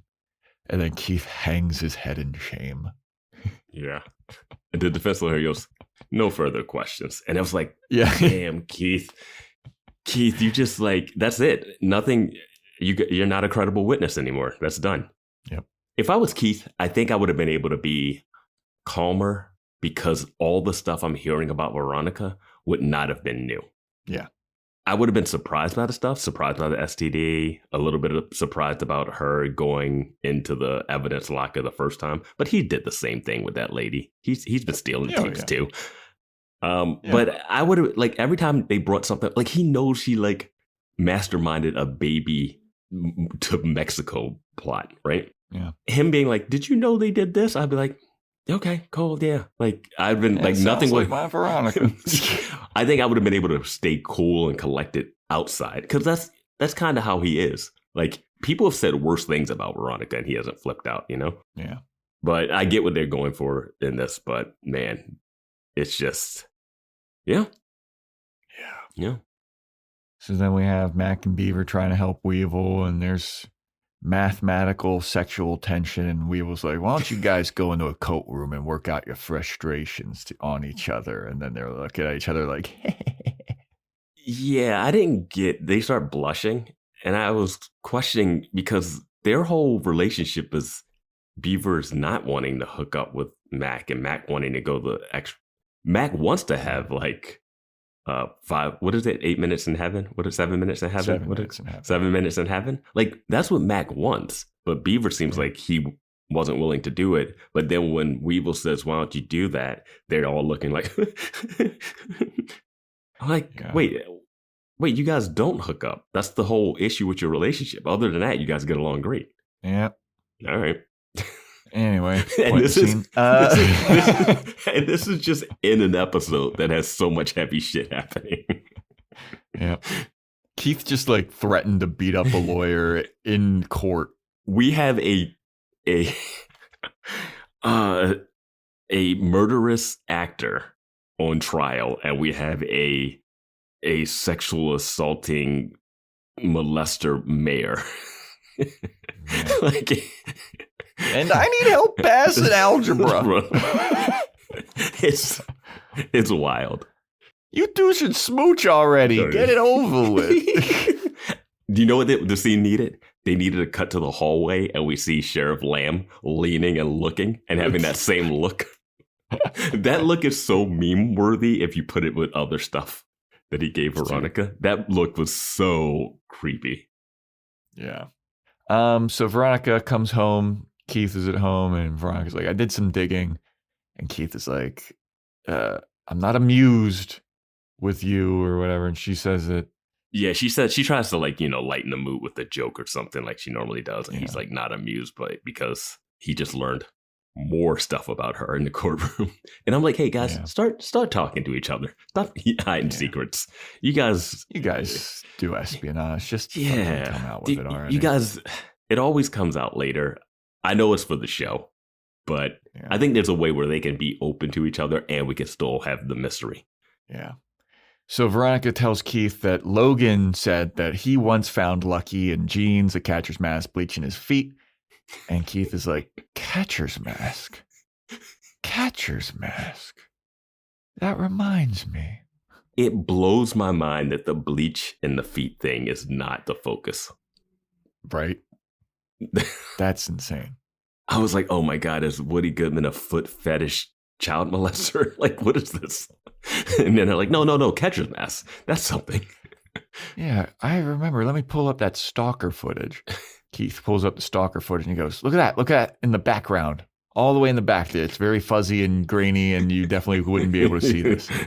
Look at that. Look at that on the wall. What is that painting of? It's the painting of a catcher's mask. Keith's like, that's it. That's the lead. And Veronica rewinds a little bit and Keith calls Inga. Mm-hmm. He's like, you need to send a bomb squad over to Woody Goodman's house, Inga. Meanwhile, Veronica's looking over this tape some more and she's looking at, why was Lucky filming the wall of pictures of Little League baseball teams? Could this? Wait, Woody's Little League team is also called the Sharks. Oh, God. Oh, my God. Dad, come over. There's Marcos Oliveras and Peter, whatever his last name. They're kids that died on the bus crash. And they're also, aren't they the gay kids? I brought that up later in my notes. I don't love that the two kids that are being claimed to be molested were also the gay kids. Because it's not a one-to-one with people molesting kids and the kids getting molested being gay. Like, it's not a heterosexual homosexual thing like that. Like, and I feel like it gets conflated a lot like that, which is not it. It's like, oh, that guy's gay. It's like, no, just gay means he likes, like a gay male will like adult gay men, not like, oh, I like younger. It doesn't. That's not how it works. Like, the pedophilia is a different thing. Like, that's a different perversion. Not to say that homosexual is a perversion, but it's like a different thing that's happening. So, but then it always gets conflated together. And I didn't love that the two people that they mentioned was this. Because why not make it Servando or something, you know? Like, yeah. Like, there's just something that doesn't put the two. Because I didn't even realize that it was a second gay kid on the bus. Me neither. I mean, until we that realized that flashback fish tank episode. Yeah. And one more time. Yeah. So this just makes it seem like he's targeting the gay underage kids at or like this turn, or he and it's not like the gay into them or something. Yeah, because it doesn't seem like that's how they are at all. Because it seems like Marcos was already that way. If Peter was molested, he also was trying to hit on the teacher, Mr. Wu. Yeah, Mr. Wu. So it seems like I don't know. It gets a little convoluted in that, but it is motive for him to blow up the bus. Yeah. But I was thinking about this scene was the thing that made me remember that we saw Goodman with the Little League team. Yeah. And I was like, oh, girls. Do you think his Little League team, he calls them the baby sharks do do do do do do baby sharks do do do do. You just triggered some people. I know I did. I just got a song in like at least 4 people. They were like, "Oh, I'm so glad that's all over with." What is Woody doing at the burger place too, man? Just go to all the places that he's in charge of, man. He's just had his hands on a lot of stuff. Hopefully not. Why was the catcher's bat? The bleach on the foot. I just really that's what I was thinking about. I don't want to know what that is. I don't want to know what that's about. But bomb squad shows up to Woody's house. They found a bomb under Woody's car. And Woody's like, oh my God. But not until he's like, how long is this going to take? This is bullshit. And Lamb's like, oh, it's bullshit, huh? Well, we found a bomb under your car, Woody. And then he's like, oh God. And the kids, like Gia's there, the mom, the kid, her brother, her younger brother. Yeah. So then Terrence Cook, he's walking out in his nice little white suit, Miami suit. He sees Jackie at breakfast, and Jackie's all happy. Hey, Daddy, how's the new job? It's the kind of work that I need to do, baby. Okay. You want to sit down for breakfast? No, I gotta get back to work. Okay. I love the breakfast on the table. She made so many waffles. Well, you know what, Daddy? I'm thinking I'm not going to go to Paris. No, you are. Why? I want to stay here with you. That's not a good idea, baby. Your Jackie impersonation is working a lot. Spot on. We're going to be working a lot. You're not going to be able to. I'm finally happy I get to see you, Daddy. You're not going to see me. I'm going to be working a lot. It's not fair to either of us. You need to go to Paris. You need to fulfill your dream of going to Paris. Were you studying hard for tests like Veronica was? Because somehow you're really, really smart. Yeah. And then she's like, okay, I guess I'll go to Paris. Turns around, looks sad, puts a huge chunk of waffle in her fucking mouth. I liked you better when she should pull out a gun and shoot him. I liked you better when you were in the hospital. And he's like, you know what? That does get me out of working at a casino. So win-win. Good Lord. I know what they're doing in this scene, but he's playing it so wrong. He is so, it's been like one day too. He's so dejected. Yeah. You're like, you were out late last night. It's like, oh, I gotta do the. You ever work at a casino? It seemed like that. It's fucking horrendous. It seemed like that security guard that gave Keith the information about the cell phone enjoyed his job. He was all chipper. I need to know what he's doing at this casino. I feel like he's just. Because it doesn't seem that bad. It feels like he's like like the women that show off like speedboats at a boat show or something. I feel like he's kind of like one of those people. And I'm like, I guess it's a little demeaning. It's not the best thing, but is he? I mean, maybe he's like just like washing dishes in the back. Is Lobo having you do a bunch of illegal shit? Like that would have made sense if he's like his like muscle or something. Yeah. Like he's got me dropping off shipments and stuff, but it's like, no, you're just hanging out at the casino and like And then you get to go home to your mansion. Yeah, and you're like putting on a fake smile. I'm like, this is the best case scenario after it came out that you threw a game in the major leagues and it ruined your Hall of Fame chances. Yeah. Like you have to take some punishment. Yeah, I mean, you got take some embarrassment. Lobo, I'm not saying he's a good guy, but at least you're not at least you're not about to go down for this bus bombing. That's step one. Yeah. And you know what you do? It's been one day. You know what you do? You figure out how you're going to move some stuff around to try to... I'm sure, Lobo, you could figure out, like, hey, what if I do this and we call it square? There's always a deal that you can do with this. Oh, I got one big thing. Yes. There's always going to be something dangerous like that. Yeah. But I get it. I get having your daughter get out of the town where she almost watched her boyfriend get shot this week. Yeah. Like, I get that. But he's just like, no, I got to work at a casino. You shouldn't be around here. Like, unless he's doing illegal shit for Lobo, which he might end up having to do. But he was already doing illegal shit. I don't know. Yeah, this doesn't seem that bad. I'm not going to lie. Like, we're all like, sign us up. The grim look on his face. Yeah, he looked like he turned him into a pimp or something, and he hates it. Like, what is happening? He turned him into a hoe. Maybe he's like servicing some people. And I wouldn't put it past the show, man. True. I don't know. But it didn't seem like that. Lobo's got Terrence Cook sucking dick out there for fucking $5 a pop. He said glad handing. Unless glad handing means something other than handshaking and smiling at people. Glad handies. Hand jobbing. Dad, why are you putting hole at the fucking Dad, why are you putting bleach? Lobo why are you putting bleach on your hands wearing a catcher's mask? Veronica, my dad came home with a catcher's mask and pouring bleach on his hands. She's like, wait, let's look at this footage. This show is breaking my brain. It is honestly breaking my brain.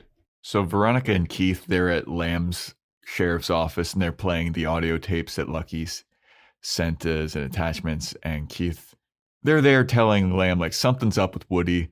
They think that Woody molested Marcos and Peter Oliveras, and they were going to come forward, so Woody had them killed with the bomb on the bus.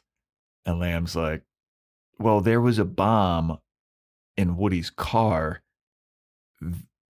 when they went into the bomb squad. And then I'll be so for real, I got a little bit lost in this. Well, if you could, I'll tag you in here. Lamb tells them that there was a similar bomb on Woody's car.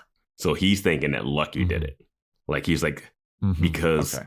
He's trying to say that they're trying to say that Woody blew up the bus to cover these kids that were going to come forward up. And then Lamb tells them that there was a similar bomb on Woody. So he's like, oh, this has to be Lucky. And they're trying to embarrass me. And then Keith gets real intense. Yeah. And he's like, is your ego that big that you can take the murder of 8 people and make it about you? And I was like, Veronica? Are you talking to Veronica? Because Veronica's been making this about her this whole time. This whole bus thing has been about Veronica. But he's trying to yell at Lamb too. We got to go after Woody. And Lamb's like, you want me to embarrass myself by arresting the mayor? Yeah, you're gonna turn me into the laughing stock for arresting the mayor. And then Keith says something like, if you don't, you'll be the guy that let a child molester and murderer get away. And I was like, damn, Keith is cold in this episode. Here's what I'll say though. If you look at what Lamb has done, Lamb has arrested Jake Kane, the town's savior. He's arrested Aaron Echolls, the town's celebrity. He's arrested Terrence Cook, the town's sports hero. Yeah. And now he's about to arrest the mayor, who also seems to own a bunch of restaurants. And so, was Woody on the East Coast before? Didn't Gia say she came from the East Coast? Yeah, I'm pretty sure. But he owns Goodman Burgers or something. Woody Burgers or He's whatever. He's got he also owns the Sharks. And he also coaches the softball league that's here in the West Coast, because these kids were on the Little League team that were molested by him. Yeah. But Woody seems like he doesn't live on the West Coast, right? Like Gia just moved. She's new to school. Yeah, she just transferred. So why was so how was Woody again? How was Woody in town long enough to molest these kids in Little League when they're seniors now in high school? Did he fly in? And all of these kids go to public school. Yeah. Okay, sure. No, but they would be going to private school. No, you go to public school and then you go to France for college, Joe. The daughter of a famous Hall of Fame worthy baseball player, public school. The daughter of the owner of the baseball team, the Woody Goodman Good Burgers, public school. The son of a world famous Oscar-winning actor, public school. The son of a billionaire tech mogul, public school. Mary Goodman is all about incorporation, but he's got his daughter in the school, not in the like ritzy country club school that has boarding school. That has well, you can go to boarding school if you get involved with Logan and your corrupt plastic surgeon dad finds out and he sends you to Vermont. This is insane. That happened this season.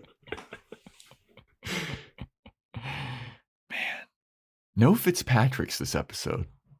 Yeah, we're saving that for the end. I guess that's the end of the season. I don't know, dude. I don't know. This Woody Goodman stuff is. I'm worried that the next episode's going to be 2 hours. There's so many loose ends. This Woody Goodman's thing is, and this is so big. This is so big. Yeah. So anyway, Logan's on the stand now, and he's testifying that what he saw on the tapes was Lily was wearing a bra on top of Aaron, writhing, and then Aaron climbed on top of Lily and continued to what he believes is have sex, and he actually smiled into the camera a few times. And the lawyer's like, and you're certain they were having sex? And Logan goes, yes. And then the other lawyer goes, hey, so you destroyed the tapes, right? Which is a felony? And Logan goes, yes. And then he goes, and you were granted immunity in exchange for your testimony? And Logan goes, yes. The defense lawyer goes, that's all. Devil Wears Prada shit. That's all. That was it. I mean, that's great. The defense lawyer did exactly what he needed to do. Don't need to question, don't need to have Logan detail what he saw in the tapes more, because that doesn't help with the jury. But saying that this guy got granted immunity to say this makes it seem like he's saying it because of the immunity. Which, when did they grant him immunity for this? Like the day before? Like, right? When did he get immunity for this? I don't know. And also, that's not even the right move, prosecution. The prosecution needs to paint Logan as a co-conspirator with his dad.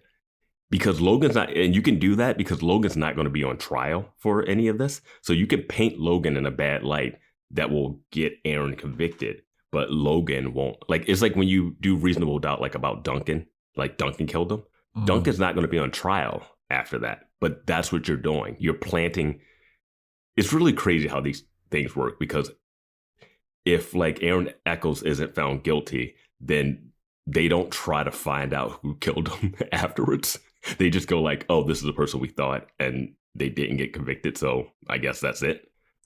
Like, there's no like trying to find an actual killer after a court trial. It feels like it's like the case is like kind of closed. So it's not like they would go after Duncan. But that's what you go like, Duncan was mad and he's got mental ailments and stuff. I also wanted to bring up one other thing. Are they able to get the medical records legally of Veronica's STD? Like, that was my question. Like, how did they find out about that? Yeah. Because that would be like a HIPAA violation.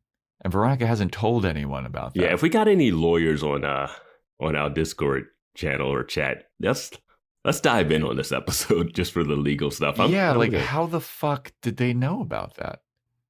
I'm sure that there's a way to get that information, not the same way like Veronica gets information. But yeah. Anyway. So now we have Weevil taking his algebra test. Boy, the cross editing here is This little short vignette movie that's happening. Beautiful vignette in the middle of this chaotic episode, man. A lady comes in with her kids and she says, hey. To the police station. To the police station, yeah. She's at the sheriff's office. She's like, we have some information. We saw somebody attack this man who is Thumper. Yes, they have a newspaper, and she brings it up to the front desk to Sax, and she's like, hey, my kids say they saw a man attack this guy before he was found. And in the newspapers, Thumper was found, his body was found in the rubble of the stadium. So that is officially, Thumper's officially dead. And the two boys from that episode that were in the back of the trunk, which we saw in the recap. And then Lamb does something again that shouldn't be as creepy as it is, but this episode is creepy. So when he does it, it seems creepy. And he squats down and in front of the two little boys and goes, hey, you guys want to look at some pictures? And I was like, I know it's not meant that way, but that's the way it came across. That's exactly. And I'm like, get your kids out of here.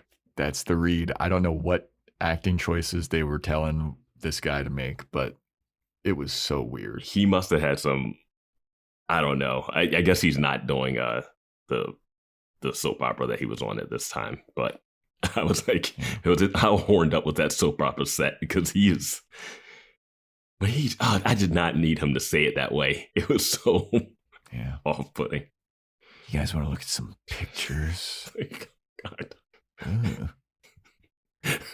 So then we have Weevil after class. He gets the results of his test back. He got a B on it. He's all stoked. Hell yeah, I'm going to walk across. My granny's going to see me graduating. Not so fast, because the kids are looking at the pictures and they see a picture of Weevil and they go, it was him. He was the guy. And I have to say, this is the best mugshot ever. It's so sassy. He's holding the name thing. He's like looking over his shoulder. It is. He's got his head's like crooked and he's like giving a little eyebrow. If he had put his finger up to his mouth, it would be like, oh my, it's amazing. It is an amazing mugshot. He's giving him blue steel a little bit. It's great. It's the best. It's the best. The head cocked. The head cocked, holding the name. He may have even had his little purse. He's like mewing for the. It's fucking amazing. It's the best mugshot ever. Yeah, but before anything can happen with that, Keith shows up. And he's like, Lamb, I got some information for you. And he's like, what, Keith? He goes, Lucky wasn't at work the day of the bus crash, which is something that Lamb brought up earlier. He goes, Lucky wasn't at work the day of the bus crash because he was in a padded cell at the VA hospital. So he couldn't have been involved with the bus crash. And then Sax comes over. And Sax goes, hey, the Eccles trial. The jury reached a verdict. And then everybody throws everything down and sprints to the courthouse. Now, Keith brings up that Lucky was in a padded cell in a VA hospital the day of the crash. And this made me question the hiring practices of the school. Like, this guy is obviously, like, everything that we're hearing about him, it's like he has been unstable. This is not the guy you hire to be around kids in that situation. Like, that's what I just don't. I'm saying we get him some help, but what are we doing? What are we doing, school? Like, this is too much stuff that's like on record that you could actually find out.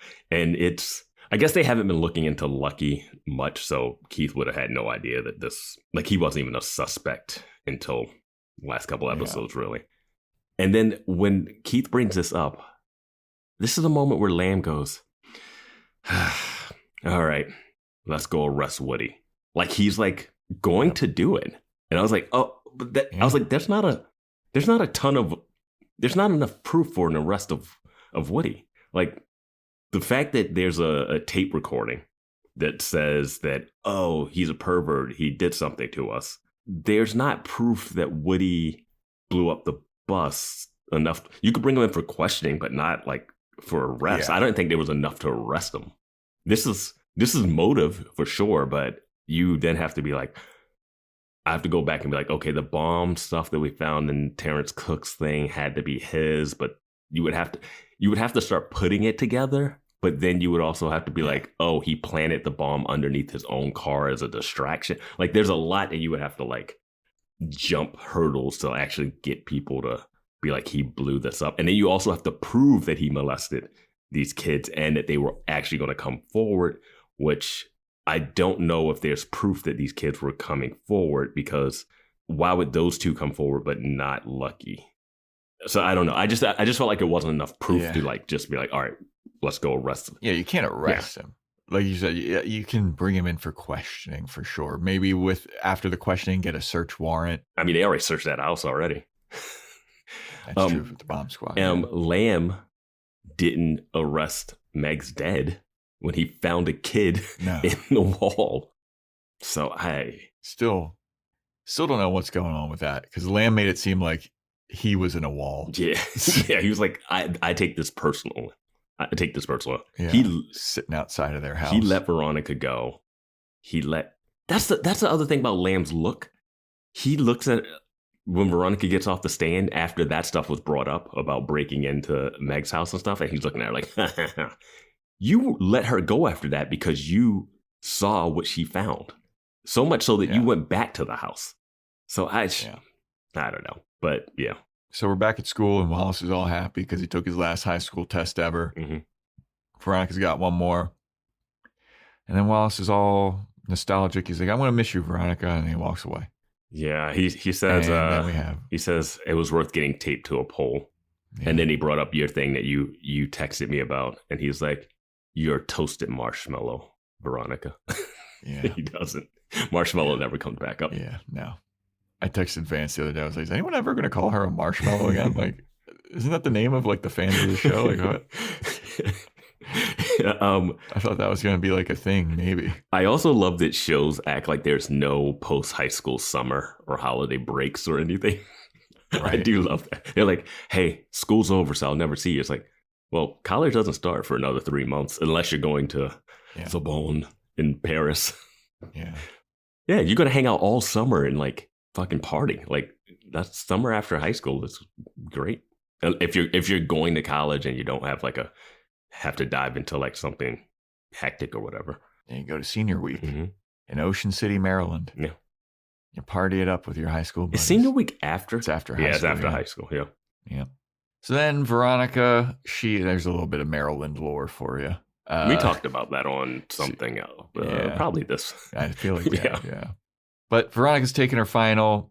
She's watching Wallace clean out his locker. She gets a text from Keith that says the verdict is in. She gets the test and she starts to take it, but then she gets up and she leaves. So Wallace goes over to Jackie's house. Terrence opens the door and he's like, hey there, Mr. Cook. I'm here to pick up Jackie. And he's like, Jackie's gone. And Wallace is like, what? Well, she left for France this morning and she wanted me to give this to you for her. It's a letter. Wallace opens it up. He looks at it. We don't get to see what's in the letter. We don't hear a little like inner monologue. He just looks at it and he looks like, damn, she's gone. Dude, this is so funny now that I'm thinking about it. School's not even over. Graduation hasn't happened and she's already flown away. Veronica's about to take a test. Like, school is not over. Yeah. Hey, man, I mean, what's-her-face got sent to Vermont in the middle of the school year. She's going to show up in Paris and I'm like, what are you doing here so early? School hasn't... Yeah. And she didn't even talk to... I understand being mad at the dad and not wanting to go through the emotional thing of like having to say goodbye to Wallace, but they had already talked about that. I know she teased earlier that she wasn't going to go. So Wallace thought, hey, maybe we got more time. But it's not like she was going to, it's not like she was going to live at Hearst College. I guess Hearst College is a drive away. But he's going to stay on campus, I would assume. Maybe not. I don't know. But yeah. It's like where was Sunnydale University. Yeah, Buffy could still drive home. Yeah, but she had a dorm. She stayed in a dorm. Yeah. She just went out. Terrence Cook's was like, sorry, dude. Didn't want you banging my daughter anymore. I'm out. I'm sorry you almost got shot. No. Did this hurt more than almost getting shot? What hurt more?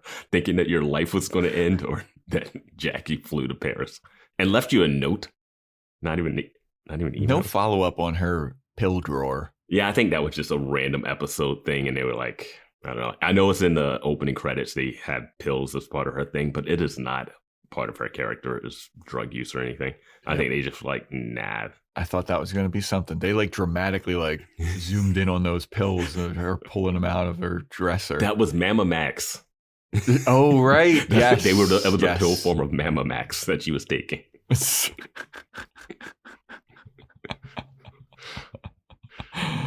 Everybody watches that show. Everybody watches The Psychic. Yeah. You got 2 shows, Tinseltown Diaries and The Psychic.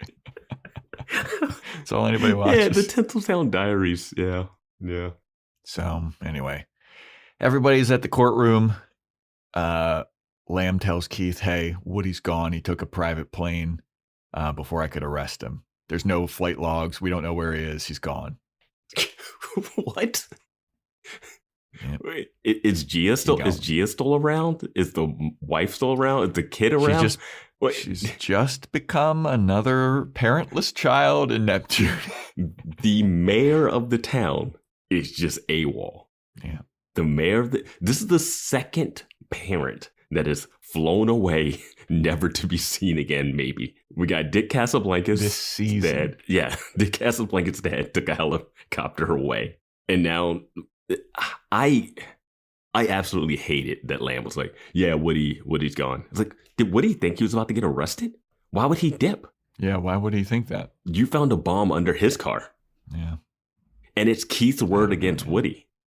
Yeah. And Keith is still trying to keep you alive, you know, calling in like, he's not like, let the bomb explode your family or anything. Show's wild, dude. Yeah. But courtroom, judge comes in, everybody rise. Jury reads the verdict. Aaron's found not guilty. The crowd is like stoked. Everybody in the courtroom except for Veronica is like, yeah, I saw a lady in the background like clutch her pearls like, oh, thank God.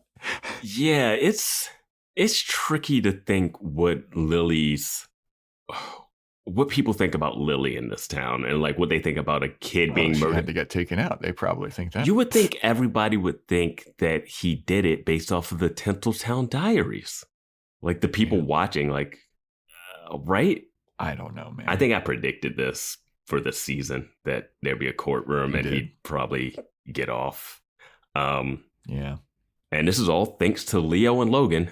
Yep. Thanks to Leo and Logan. Leo decided, how can I make a little bit of money to help my autistic niece or nephew or cousin or whatever? And he decided, let's get a child sex offender murderer that tried to kill the girl that I like in Veronica Mars. Let's get rid of the key evidence that would convict him. And then I'll sell it to Logan because I don't think anybody should see this. And I knew he wouldn't share it. It's like, one, your plan to steal that and sell it was dumb. Selling it to Logan was really could be traumatic. And then Logan destroying it out of just pure emotion and not wanting Lily's name to be sullen. And now look at it. Lily's just she's just a girl that went after a celebrity and he got caught up with it. And then she was murdered by her brother now, according to the history books. What? Logan? No. We never got Celeste, or not Celeste. I don't know what Logan's mom's name is. Yeah, I forget. But we never... I thought that she was going to be a special surprise. We never got Lisa Rinna coming in and being like, wait a minute, and she's still soaking wet, covered in seaweed. That's definitely straight, like Lois and Family Guy. But just coming in and just being like, wait a minute, he tried to murder me, and I found the guy whose house he was at that he knocked out. And he says that this happened. He's also covered in seaweed. He threw me off a bridge too. Because that was our biggest thing. Our biggest thing was that house that he attacked. But then they're like, the homeowner, he just escaped. There's so many people that just seem to disappear. Like the escort that Woody Goodman hired. She can't be found. You know that house that got attacked and everything? And, you know, the guy that you guys would have questioned the night of the arrest, the week of the arrest, you would have questioned him. No one has been able to find him. And he said that it was all what Aaron Echolls said. It's like, no way. The police would have asked him questions. It would be a record of him saying, I was in my house. Some guy hit me from behind.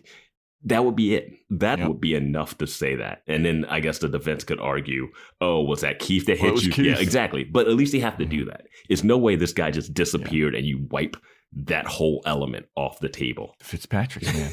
They took him out. Maybe. Kendall Casablancas got a piano wire, fucking took that guy out. Is Logan going to find out that he killed a guy involuntarily? That he killed Thumper by blowing up? Because it's in the newspaper now that Thumper's dead. Yeah. I'm sure Logan doesn't care. No, I don't know what. This stuff is wild. So I think I brought up a lot of my questions. How did Lily's blood get on the Oscar trophy that they referenced before? Mm-hmm. Is Meg's sister still trapped in a wall? I don't even. Who knows? Now, what's the tie with Meg's family and Lucky? I don't know if that's dead with Lucky. Yeah, why did they bail him out? I don't know if that's dead in the water because Lucky's dead. Another absolutely crazy news day in Neptune. School shooting, celebrity trial, dead body found in the Sharks stadium rubble. Algebra test passed. Algebra test passed. Mac and Beaver rekindled romance. Beaver back. I don't even know. Like, I guess, yeah, we still have to deal with Liam Fitzpatrick, and I don't think Lucky cared about incorporation. So I think the incorporation's a whole side thing. Would Lobo want incorporation? I don't know. I think out of all the people in this, I think I respect Lobo the most. I like that actor a lot. He's good. He can be funny. Great. He can be like a little swarmy. He has a screen presence that's really great. Keith, intense acting. Keith, pretty good. I'm gonna be pissed if Woody Goodman is gone, because that was them acting toe to toe. That was great. Woody Goodman being creepy in the house with Veronica was amazing. Amazing. Yeah. It was so tense. It was. Yeah, that was great. Mm-hmm. That was great. Mm-hmm. There were some good moments in this episode. Yeah. No, this episode's good. It is bonkers, though. It's just so much. I just don't, like, how are people at school and no one's like, Lily's murder rocked this town last season. Now the trial's happening and everyone's like, hey, Weevil, I got to teach you how to the quadratic formula. It's like, are you guys not like glued to what's happening? Like last episode, everyone's reading the paper left and right. This episode, no one seems to care about what's going on with the court. No one's coming over like, Veronica, what's happening on trial? What is this? Like nothing. They're running around. She's running around like, I got to study for the Kane Scholarship. Fuck the Kane Scholarship. Lily Kane's murderers on trial. And then she tosses her chance to win the scholarship away by going to court. You would think that she would be excused. You would think that all the tests would be postponed because they watched a security guard shoot the janitor in broad daylight. I'm sorry. No. That is... Principal Clemens, not so fast, kids. Hey, Weevil. Not so fast. We're not giving extensions to anybody. Hey, Weevil, did you see in the newspaper that Thumper, the guy that used to be in your gang, is dead? Yeah, you still got to take this algebra test. No guidance for this episode. Everybody, like at least 40 people saw a guy get shot on the quad. There should be a line out her door, like when they're walking down the hallway. It is. Where's principal? The principal needs to be. It was a crazy way to open the episode, just because it happening at the school and knowing what we know about some stuff. It's no way everything just goes back to normal. They're just walking around the hallways, having lunch outside again, sitting at the same table. Like, yep. I thought Sunnydale had it bad. Anyway, Neptune, man. Yeah, dude. Next episode is titled Not Pictured. Oh boy. I'm thinking this is going to have something to do with the Little League pictures. Yeah, I'm just Lucky isn't there or something. I'm wondering if the show's going to throw another curveball and it's going to be, I guess the Fitzpatricks had to have blown up the bus, but they had to blow up the bus for a different reason. Because I'm wondering, for the thing that I'm harping on is somebody that wanted to stop incorporation. And the people that wanted to stop incorporation can't be Lucky and the kids, because Lucky wouldn't care about incorporation that strongly. So the people that were emailing about stopping incorporation, maybe they were trying to kill. All right, I'm going to predict someone was trying to kill Gia as a threat to Woody Goodman about incorporation. So someone else was trying to kill it, and it's not Dick and Kendall trying to kill the Casablancas for money. Insurance money. I think that's a mislead. Yeah. All right. Well, what's your prediction? That's a wrap, everybody. What was your prediction? I said it's going to have something to do with the pictures of the Little League teams. Okay. That's a wrap for Happy Go Lucky, everybody. What an awful name for this episode. I mean, hey, if we never see Woody Goodman again, I guess how can he escape? Is he going to go where Daddy Dick is? Because I guess he has so many businesses and stuff. And what? I hated that line that he just disappeared. I don't like it. And if he disappears and he's not caught, I don't know. Yeah. Join our Discord. Let us know what you thought of this. Just link is in the show notes. Vance is releasing his script. Read that too. Yeah, or don't. But join Discord, because I'm releasing it on Discord. So a reason to join Discord if you're not there. It's going to be a lively debate on this episode. It's going to be a lively debate about Hot Frosty. Fun debates about freaks and geeks. And we're still talking Buffy there too. So there's hop on. Patreon.com/boyswatchingbuffy. Freaks and Geeks, Hot Frosty. Shout outs, Apple Podcast 5-star rating review, Spotify 5-star rating. Send it into us. Amazon wishlist, merch, yada, yada, yada. Instagram, TikTok, @boyswatchingbuffy, boyswatchingbuffy@gmail.com. And we'll see you next time when we talk about Not Pictured.